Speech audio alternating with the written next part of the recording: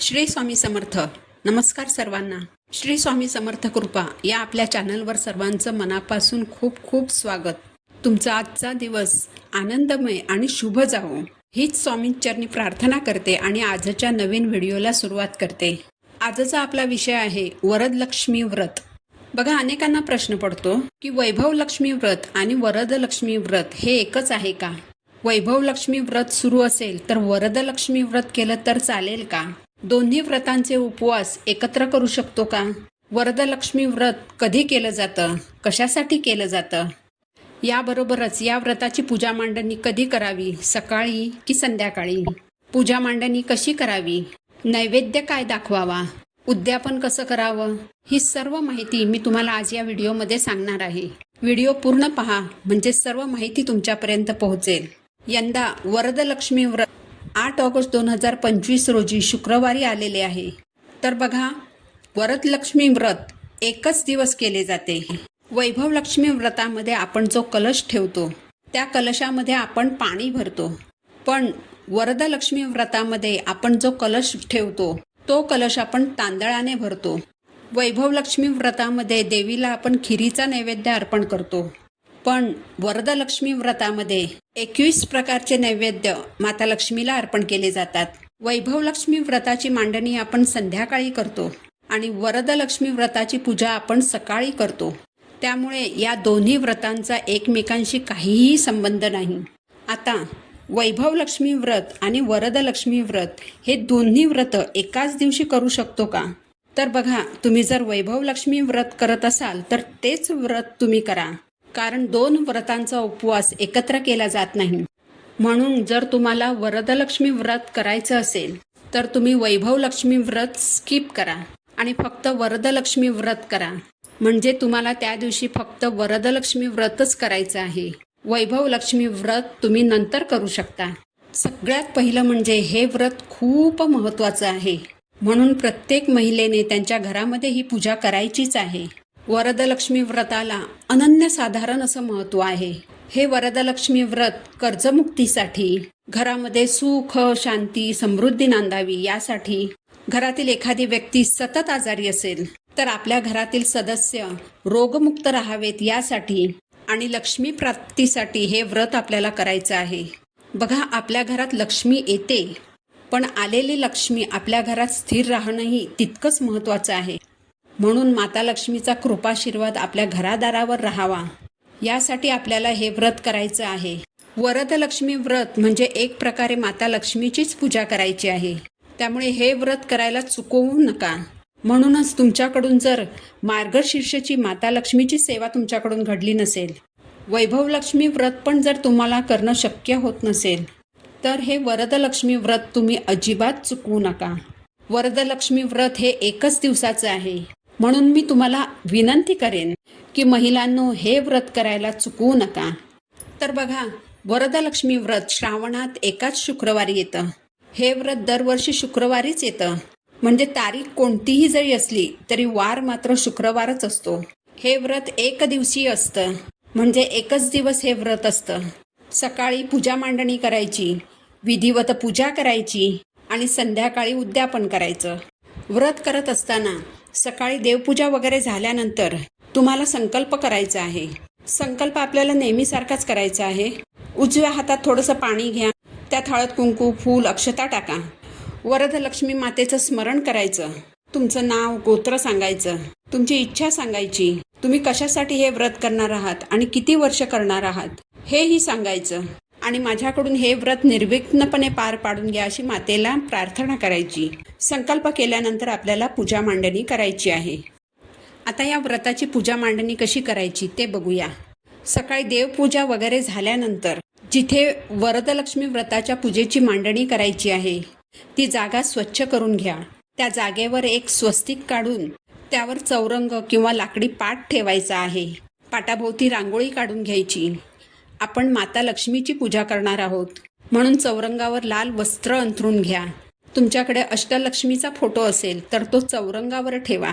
हा फोटो तुम्हाला चौरंगावर भिंतीला टेकून ठेवायचा आहे. अष्टलक्ष्मीचा फोटो जर नसेल, लक्ष्मी मातेचा फोटो असेल तर तो ठेवा. लक्ष्मी मातेची मूर्ती असेल तर ती ठेवा. यानंतर सगळ्यात पहिलं म्हणजे दिवा लावायचा आहे, कारण कोणतीही पूजा आपण दिव्याच्याच साक्षीने करत असतो. पाटावर एका बाजूला थोडेसे तांदूळ ठेवून त्यावर दिवा ठेवा. दिवा प्रज्वलित केल्यावर दिव्याला हळद कुंकू फूल अक्षता वाहून दिव्याची पूजा करून घ्या. यानंतर सर्वप्रथम गणपती बाप्पांची पूजा करून घ्या. तुम्ही देवघरातील गणपती बाप्पांची मूर्ती घेऊ शकता किंवा गणपती स्वरूप सुपारीसुद्धा ठेवू शकता. बाप्पांवर अभिषेक करून घ्या. बाप्पांवर प्रथम पाण्याने, मग दुधाने, मग पुन्हा पाण्याने असा अभिषेक करून घ्या. अभिषेक करताना गणपती स्तोत्र म्हणू शकता, अथर्वशीर्ष म्हणू शकता किंवा ओम गम गणपतये नमः हा मंत्र देखील म्हणू शकता. अभिषेकानंतर बाप्पांची मूर्ती स्वच्छ कापडाने पुसून घ्या. तुमच्याकडे जर विड्याची पानं असतील तर विड्याचं एक जोडपान घेऊन पाटावर ठेवून त्यावर थोडेसे तांदूळ ठेवून बाप्पांची स्थापना करा. विड्याची पानं नसतील तर एखादी डिश घेऊन त्यावर तांदूळ ठेवा आणि त्यावर बाप्पांची स्थापना करा. यानंतर गणपती बाप्पांची पूजा करून घ्या. बाप्पांना गंध, हळद कुंकू, अक्षता अर्पण करा. लाल फूल असेल तर ते अर्पण करा. वस्त्र अर्पण करा. दुर्वा अर्पण करा. गूळ खोबऱ्याचं नैवेद्य अर्पण करा.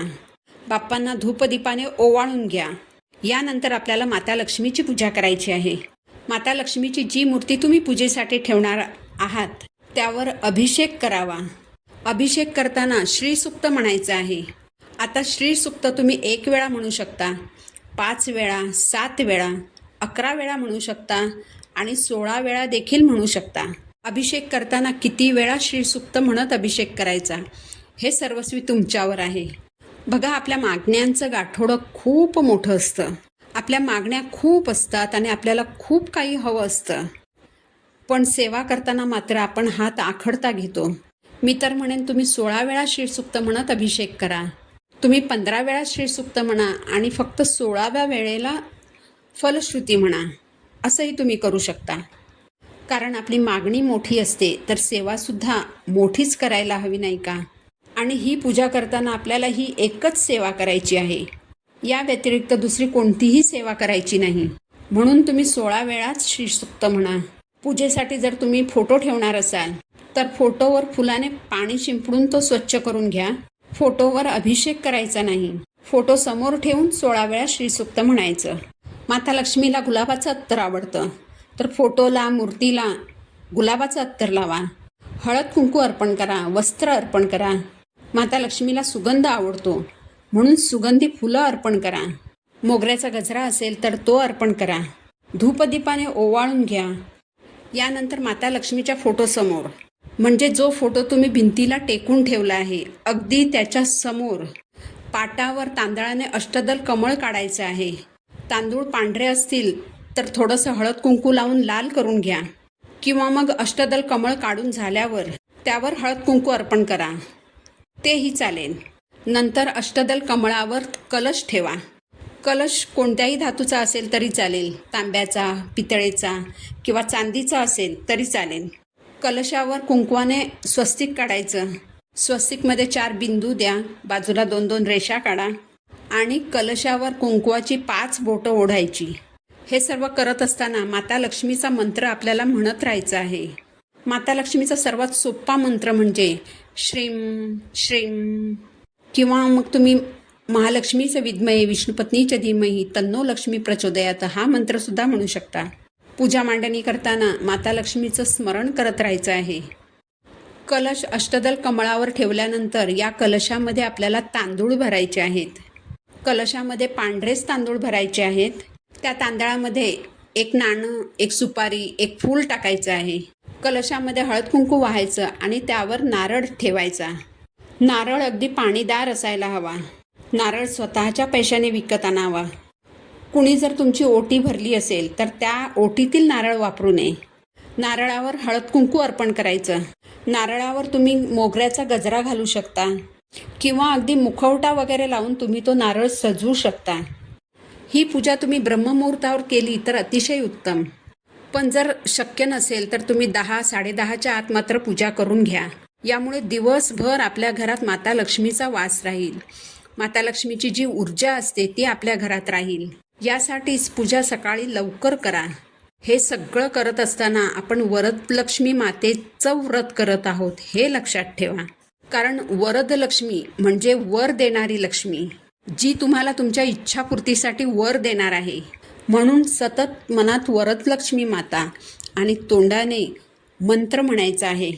पूजा झाल्यानंतर तुम्ही खिरीचा नैवेद्य अर्पण करू शकता. खरं तर वरदलक्ष्मी मातेला 21 पदार्थांचा नैवेद्य अर्पण केला जातो. तुम्हाला शक्य असेल, तुमची परिस्थिती असेल तर तुम्ही 21 पदार्थांचा नैवेद्य मातेला अर्पण करा. नाहीतर तुम्ही खिरीचा नैवेद्य अर्पण केला तरी चालेल. आता 21 पदार्थांचा नैवेद्य म्हणजे आपल्याला खूप काही करायचे असं नाही. हे 21 पदार्थ आपल्याच घरात असतात, जे तुम्ही मातेला अर्पण करू शकता. तुम्ही वेगवेगळं एक एक फळ अर्पण करू शकता. अगदी वेगवेगळ्या प्रकारची एक एक फळं तुम्ही अर्पण करू शकता. तुम्ही मखाण्याची खीर बनवू शकता, रव्याची खीर बनवू शकता. वेगवेगळे ड्रायफ्रूट्स जर तुमच्याकडे असतील तर ते सुद्धा तुम्ही अर्पण करू शकता. ठीक आहे. अगदी जर तुम्हाला शक्य नसेल तर नुसत्या खिरीचा नैवेद्यसुद्धा तुम्ही अर्पण करू शकता. यानंतर आरती करायची. सर्वप्रथम गणपती बाप्पांची आरती करायची. त्यानंतर महालक्ष्मीची आरती म्हणायची. आपल्याकडे महालक्ष्मी मातेची जी छोटीशी पुस्तिका असते त्यामध्ये ही आरती दिलेली आहे, किंवा तुम्हाला यूट्यूबवर देखील ही आरती मिळून जाईल. यानंतर वरद मातेची कहाणी वाचावी. याशिवाय व्रत पूर्ण होत नाही. या व्रताचा उपवास आपल्याला आपण वैभवलक्ष्मी व्रतामध्ये जसा उपवास करतो तसाच करायचा आहे. संध्याकाळी हा उपवास आपल्याला सोडायचा आहे. ज्यांना गोळ्या औषधं वगैरे चालू असतील त्यांनी उपवासाचे पदार्थ खाल्ल्याशिवाय गोळ्या वगैरे घेऊ नयेत. तर आता बघा, संकल्प झाला, पूजा करून झाली, नैवेद्य दाखवून झाला, आरती देखील करून झाली. यानंतर संध्याकाळी आपल्याला उद्यापन करायचं आहे. उद्यापन कसं करायचं तर संध्याकाळी उद्यापनासाठी 5 महिलांना बोलवायचं. त्यांच्या पायावर पाणी घालायचं, त्यांना बसायला आसन द्यायचं, त्यांची ओटी भरायची.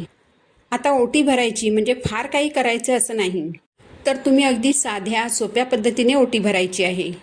बघा, खणा नारळानेच ओटी भरायला हवी असं नाही, तर तुम्ही तुमच्या परिस्थितीनुसार ओटी भरायची आहे.